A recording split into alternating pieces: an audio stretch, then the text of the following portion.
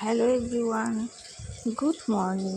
তো তোমরা সবাই কেমন আছো? আশা করছি সবাই খুব খুব খুব ভালো আছো আর দিনটাকে খুব ভালো করে কাটাও। তো আজকে দেখো সকালবেলা উঠে আমি রান্না করবো বলে চলে এসেছি। তো দেখো আজ ছিল হচ্ছে ফ্রিজে ছিল থোড়। তো সেই থোড় দিয়ে আজকে একটু, সবাই তো ভাজা খায়, সেই জন্য আজকে ভাবলাম একটু তরকারি করি। তো তরকারিটা তোমরা কীভাবে করবো সেটা তোমাদের সাথে শেয়ার করি। তো দেখো ভালো করে থোড়টাকে আগে ধুয়ে নিয়েছি, নিয়ে ওটা মানে সামান্য পরিমাণে একটু লবণ মিশিয়ে রেখে দেবো, যাতে কী হয় থোড়ের এই কষটা আবার বেরিয়ে যায়। তো সেই জন্য থোড়টাকে আমি ভালো করে ধুয়ে নিয়ে কেটে তো নিয়েছি আগেই, আর কেটে নিয়ে এবার ধুয়ে তারপরে আমি লবণ মাখিয়ে রেখে দিলাম। বেশ 5-7 মিনিট মতো রাখলেই হবে। তো তারপরে দেখো আমি কড়াইয়ে তেল দিয়ে দিয়েছি, দিয়ে তার মধ্যে আমি আলুগুলো ছোটো ছোটো করে কেটে নিয়েছিলাম। তো দেখো আলুগুলোকে একটু ভালো করে ভেজে নেব, একটু হালকা লালচে করে ভেজে নেব।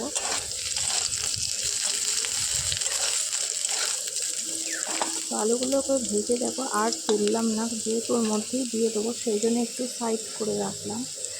সাইড করে রেখে আমি ওর মধ্যেই দিয়ে দিলাম, ওই তেলের মধ্যেই দেখো সামান্য পরিমাণে, মানে যতটা পরিমাণে লাগবে ততটা আর কি পাঁচফোড়ন দিয়ে দিলাম। দিয়ে এবার দেখো ওর মধ্যে পেঁয়াজ কুচিগুলো দিয়ে দিলাম।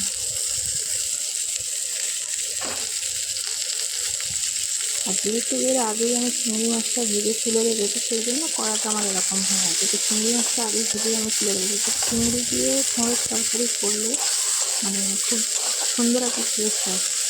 তো সেই জন্যই চিংড়িও ছিল ঘরে, তো সেই জন্য ভাবলাম আজকে থোড়টাকে একটু তরকারি করি।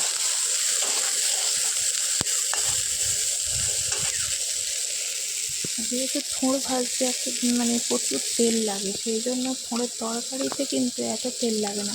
আর তেল খাওয়া আমাদের স্বাস্থ্যের পক্ষে খুবই ক্ষতিকারক। আর দেখলে থোড়টাকে আমি যেহেতু লবণ মাখিয়ে রেখেছিলাম, সেই জন্য কতটা কষ জল আর কি বেরিয়েছে, থোড়ের যে কষ আর কি সেটা বেরিয়েছে। তো তেল তো যেটা বলছিলাম যে তেল যে খাওয়া তো আমাদের শরীরের পক্ষে ভালো নয় অত, সেই জন্যই থোড় ভাজলে যে তেলটা লাগে থোড়ের তরকারিতে আবার অতটা তেল লাগে না, অল্প তেলের মধ্যেই হয়ে যায়। তো দেখো এইভাবে আমি মাছটা থাকবো,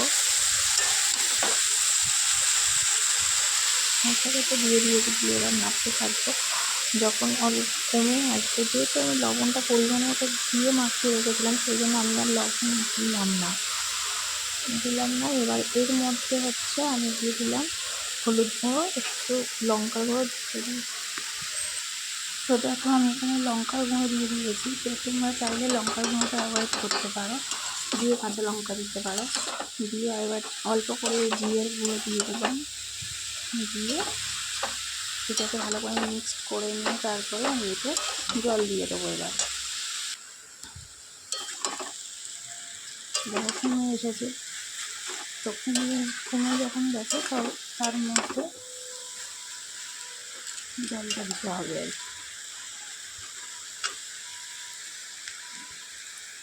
তো দেখো জল দিয়ে দিলাম, দিয়ে তরকারিটা হতে সময় দেবো।